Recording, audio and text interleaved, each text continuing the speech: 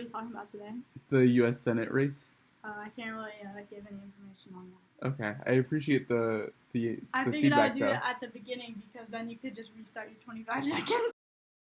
Hey everyone, welcome to the next episode of Yes You Said It with Michael Nevitt. Today I'm going to be talking about the U.S. Senate math and going through and talking about each of the upcoming elections. As you can probably tell, I am not filming this on the same day as I filmed most of this podcast.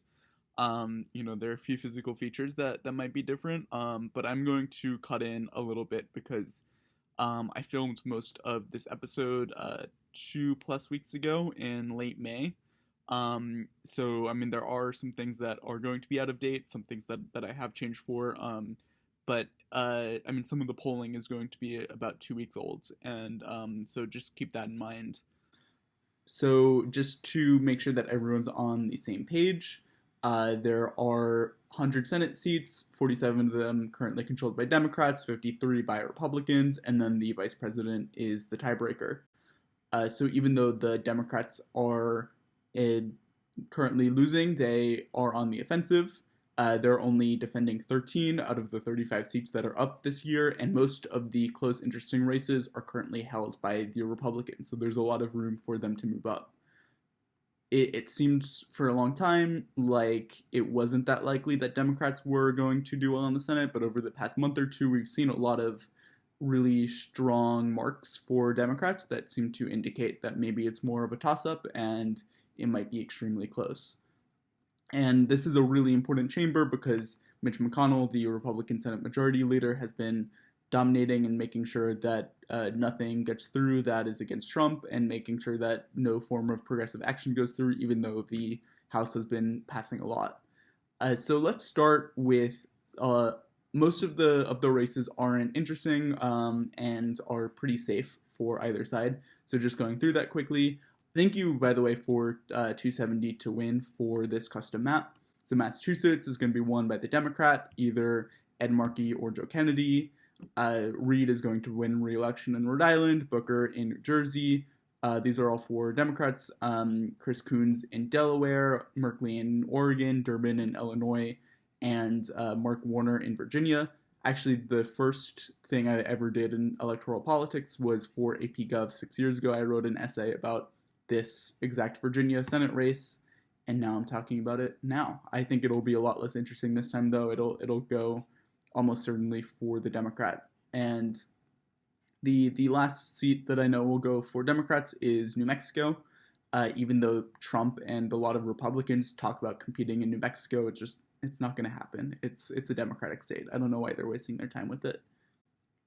On the other side, Republicans are going to win a lot of re-elections. So Capito in West Virginia, the Tennessee open seat, Hyde-Smith in Mississippi, Tom Cotton in Arkansas. They couldn't actually find a Democrat in the entire state to run against him. Kennedy in Louisiana, Inhofe in Oklahoma, Wyoming, the open seat. Idaho is going to be Risch again, Ben Sasse, actual name, in Nebraska, Rounds in South Dakota, and unfortunately Mitch McConnell in Kentucky is almost certainly going to be winning re-election, even though that race is a favorite of a lot of resist folks, especially on Facebook. It's a race that you might hear a lot about, but it's going to go for McConnell. Similarly, Lindsey Graham is going to win re-election in South Carolina, even though there's a really cool candidate there on the other side. So now, just these are some more interesting races. These are likely Democrats, so maybe like 75-80% chance that the Democrat wins these, maybe a little bit more. So Minnesota is the first one. Tina Smith is up for re-election. She did really well 2 years ago running in a special election. I think that she's going to win again. She doesn't have quite as high of a name recognition as her counterpart, Amy Klobuchar, but... And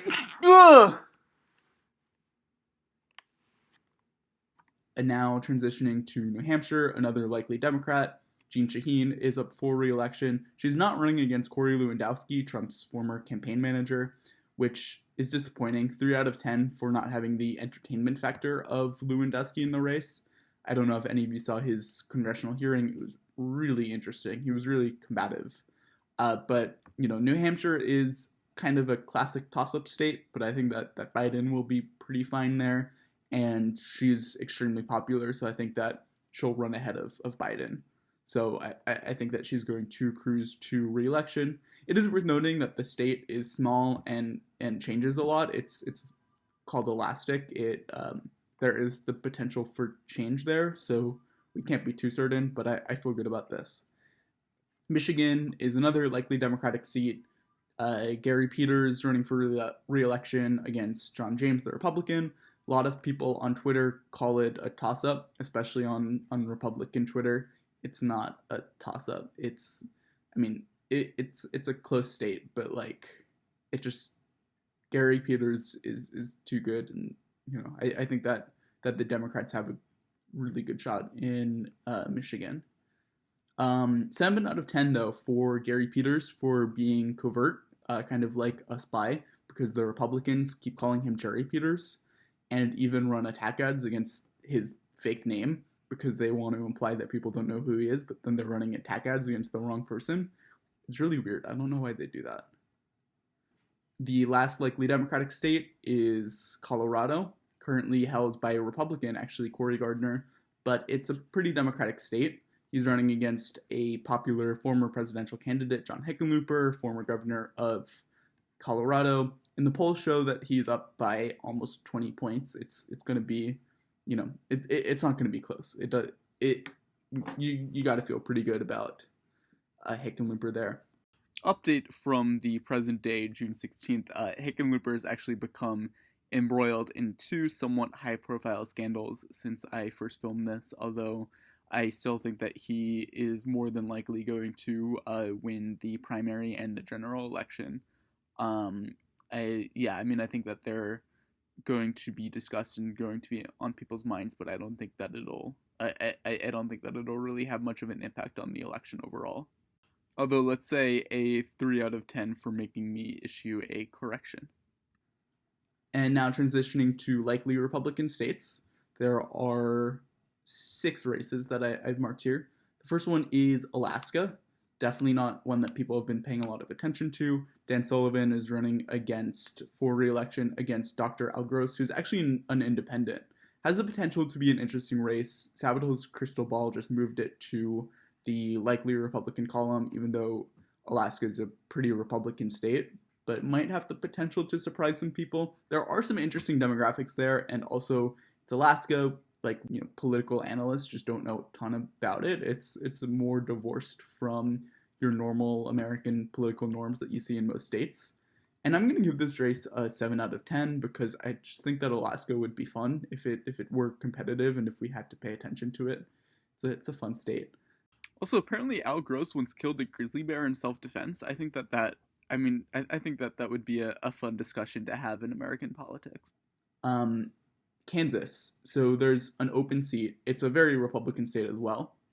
But there's a really unpopular fellow named Chris Kobach who's running for the Republican nomination. He ran for governor and lost to a Democrat 2 years ago. Now he's running for Senate. And so he's just extremely unpopular there. So that might give Democrats a shot.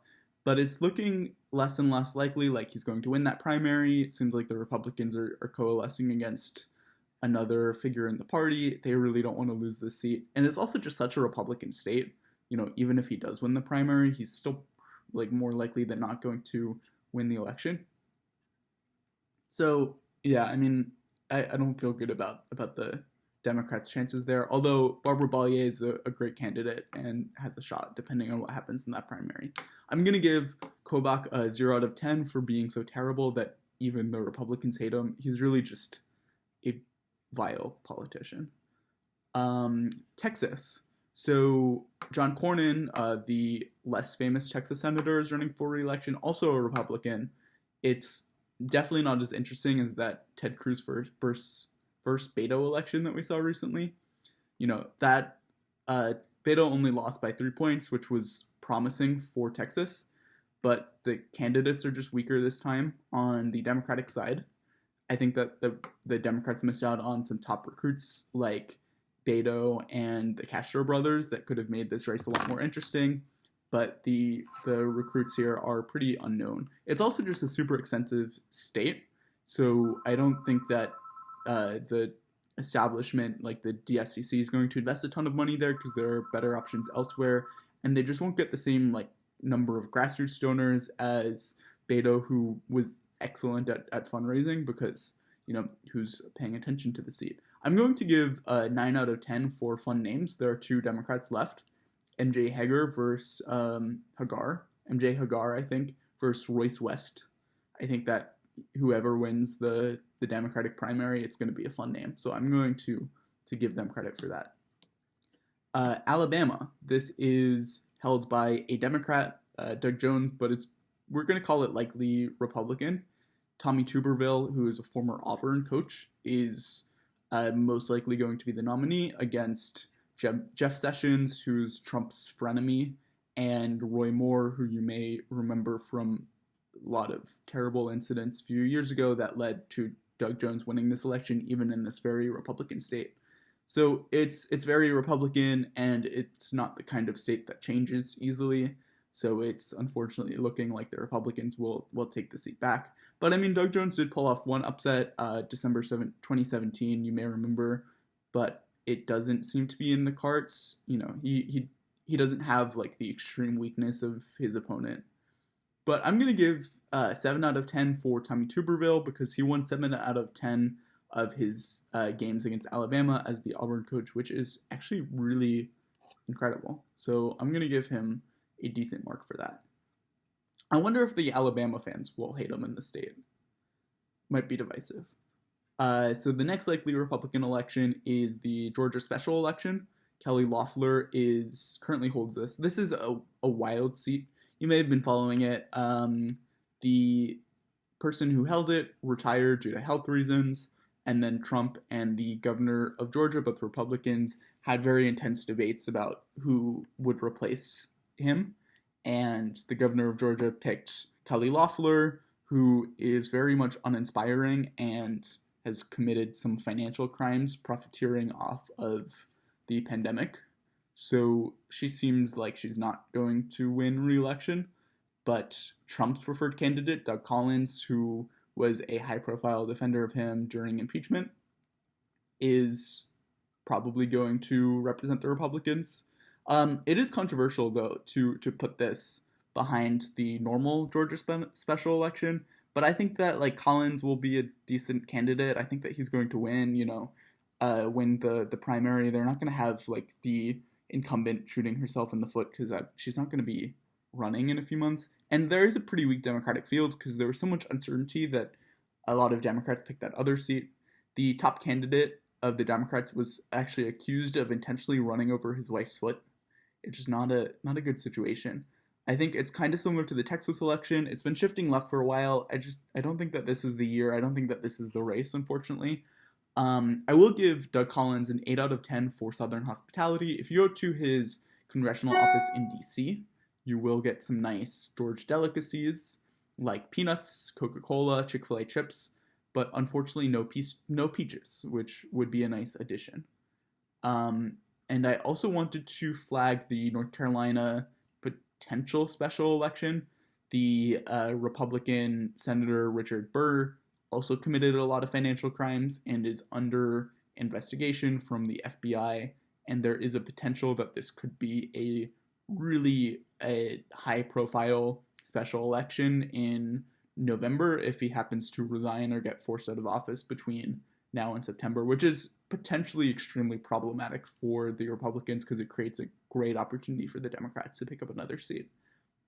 I'm going to give Burr a 12 out of 10 for being 12th cousins of Aaron Burr. Make of that what you will, or at least, supposedly 12th cousins.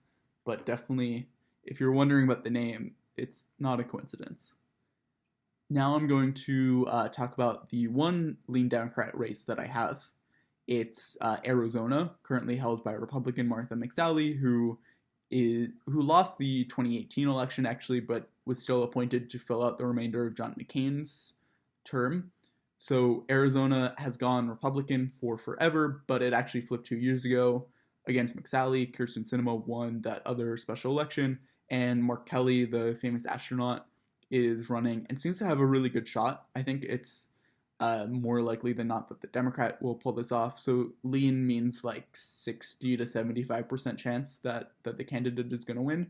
So it looks like he's going to pull off the upset. He's been up by at least 10 points in 2 recent polls. He's also smashed records for fundraising.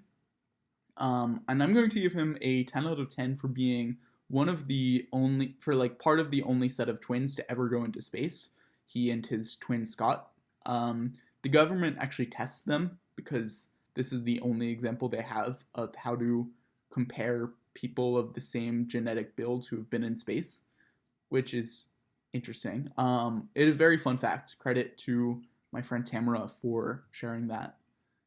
So now, lean Republican seats, there are a lot of them held by Republicans, or sorry, there are only 2 of them that I have marked down. But overall, there are a lot of Republican held seats that are creating opportunities for Democrats to take some back. So the Georgia normal election is lean Republican in my book, currently held by David Perdue, a hardcore defender of Donald Trump. So the reason why I say that this is a little bit more likely to flip to Democrats is because I think that he has better opponents. It seems like most of the top candidates picked this race instead of the other one. I also think that Perdue is probably going to be a weaker opponent than Collins.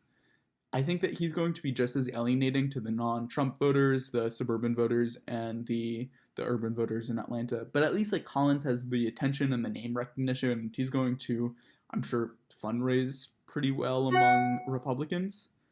It is a Republican state for sure. It's shifting fast, and I think it'll be a pro-democratic environment across the board.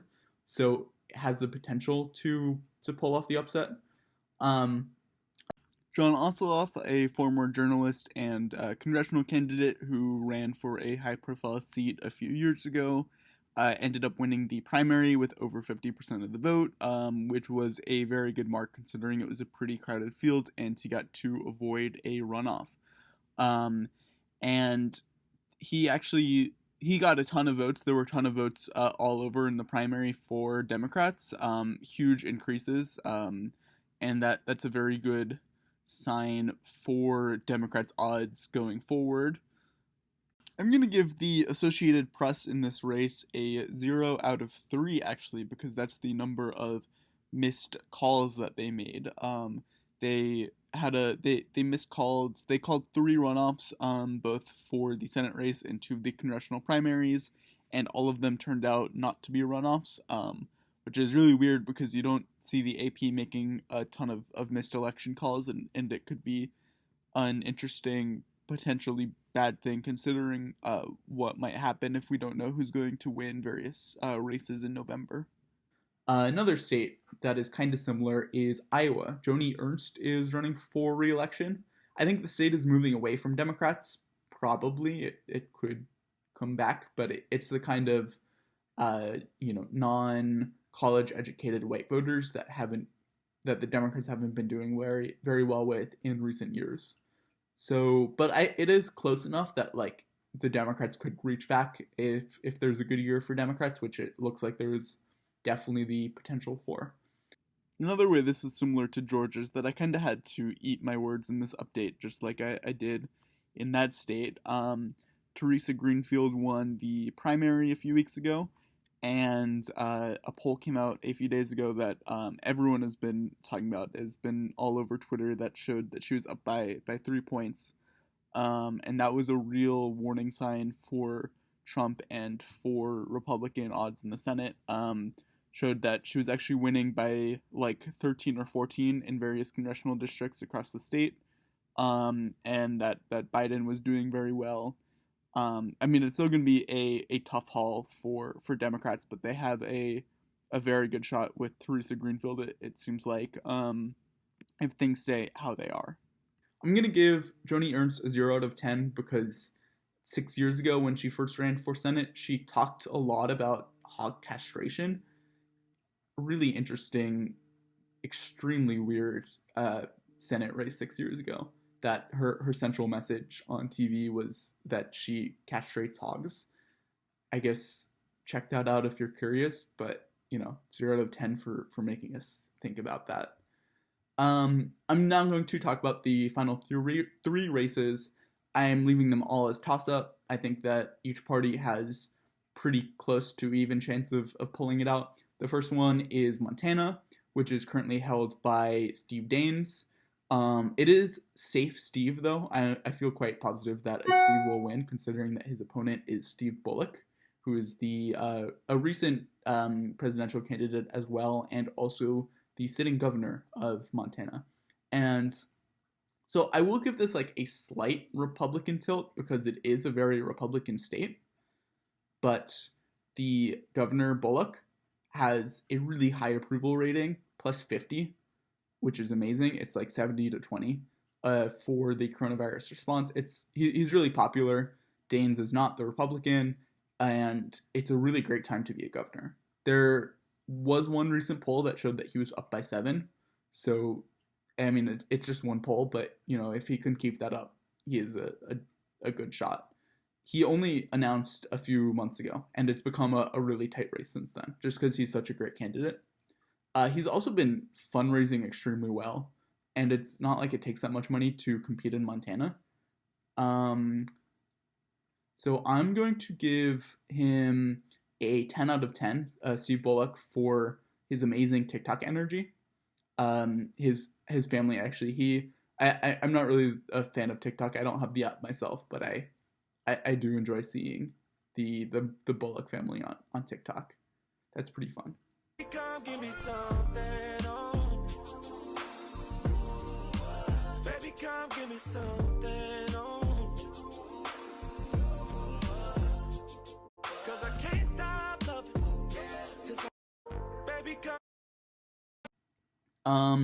So Maine, also a toss-up state, currently held by Republican Susan Collins, who it's a weird election because it's not the way that we normally think about Senate politics in presidential years. Usually the races tie really closely to the presidential race. For the first time ever in 2016, every Senate seat was won by the party that the president won in the state. I hope that makes sense. There was no state where the president and the Senate were elected different parties, if that makes sense.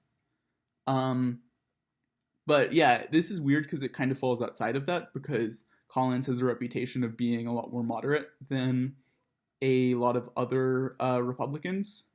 And it is a Democratic state, though, but a lot of them have voted for Collins for decades. And so the question is, can Sarah Gideon, the excellent Democratic opponent, can she reel back these pro-Collins Democrats who voted for Collins before? Will she be able to like reach enough people in the pandemic? It's going to be hard because she can't meet people herself. And this is the kind of race where grassroots really matters, and you need to actually go and persuade people. I was actually calling voters in this race to persuade them to vote for Gideon, and it was longer conversations than usual, older voters than you usually talk to, because the Democrats are there. The question is, can we reach them and convince them to vote for Gideon and abandon Collins? Another question is, will the race be nationalized enough? If they talk about local Maine-related issues, it might be a little bit tougher because you could more easily excuse voting for someone of a different party. But if it's talking about national issues like the lot of controversial decisions that Collins has made, like voting for Brett Kavanaugh, then it would be much harder for Democratic voters to rationalize voting against a Democrat. I'm going to give Collins a 3 out of 10 because she did save the Affordable Care Act, but since then she has also voted for the terrible Republican tax plan and voted to acquit Trump and voted to not really have a trial for Trump in the impeachment, and also is the primary reason why we have Brett Kavanaugh in the Supreme Court. So not stand up at all. Last race is North Carolina, currently held by Republican Tom Tillis. Challenger is Democrat Cal Cunningham. It's perhaps the most consequential Senate election race this year. It's probably more likely than any other race to define which party has control of the chamber. It's also really close. It's polling neck and neck. Really hard to give either candidate the edge. And there are also just ridiculous sums of money that are going to be invested in the state, especially in the Senate election. But there are also really important governor's elections, although the Democrat should pull that off. And also the presidential election is really tight as well and could define who controls the White House. And then there are also really important state legislative elections there too. So all in all, super expensive state. Going to be definitely one of the races, one of the most important races to watch. I'm going to give Cal Cunningham an 8 out of 10. He's really cool, but he's still the second coolest Cunningham in the Carolinas. Joe Cunningham, who is a congressman from South Carolina, who's just elected as a Democrat, is just really fun. You should definitely check him out. But he's a fun Twitter. But yeah, I mean, Cal Cunningham is really cool too and would be excellent in the Senate. But just wanted to plug Joe Cunningham there. So the tiebreaker is the vice president, as I mentioned. I think that this could tilt Democratic. Split ticketing is less common than it used to be. So it seems that, like, if we're talking about Senate wins in Arizona and then, like, North Carolina, or even Democrats getting close enough in the presidential race to win in Montana, then it looks like the presidency will go to the Democrats. And then with that, the vice presidency. So overall, it seems like if we're really talking about a tiebreaker, then the Democrats have already won this seat, the vice presidency. So all in all, if Democrats can pull off 4 seats and then give up Alabama, and then it would be 50-50, and then I would give the Democrats the edge because they would probably have the vice presidency. But overall, there's a lot of potential for change. There's still 5 months between now and the election. A ton can change in the country. I mean, we know how much it has changed in the past week, in the past month. You know, who knows what we're going to be talking about in just a few months. So, I mean, it could lead to fewer opportunities for Democrats, but also if it does get just like a little bit more Democratic, the dam could really break and a bunch of these seats, like all these seats in the lean and likely section, if like some of those, I mean, they all have decent chances of going to Democrats, even if they're not likely to pull off any of them. But if the environment just shifts a little bit more blue, then the dam could really break and the Democrats could just take over. But yeah, I mean, we have seen a lot of changes that make it seem more likely like the Democrats are going to pull off the Senate, but it's neck and neck. It's really hard to give either party an edge, and it's definitely something that we're all going to be watching very closely. I hope that this gives you a good summary of what kind of races we're talking about and overall trends in the Senate elections. It's definitely something that I'm going to be watching, and maybe I'll do a follow-up episode at some point. Please let me know how you enjoyed this. Politics is definitely, obviously, something that I'm interested in, so it's probably something that I'm going to theme for a lot of my episodes. So thank you everyone for tuning in, and definitely let me know what you thought and if you enjoyed the second episode. Have a good one. I'm really excited about my next episode. I think that it'll be really fun. I'm going to try to do an Ask Me Anything. Really any topic, any specific question that you think might be interesting. Something about politics, something about Harry Potter or Game of Thrones, or any other sort of fiction that I'm interested in. Sports, any sort of like, is a hot dog a sandwich? I could talk about that for a long time. So really drop anything in the comments or send me a text or message me on Instagram or anything like that, because I'm really looking forward to hearing what kind of topic suggestions you have.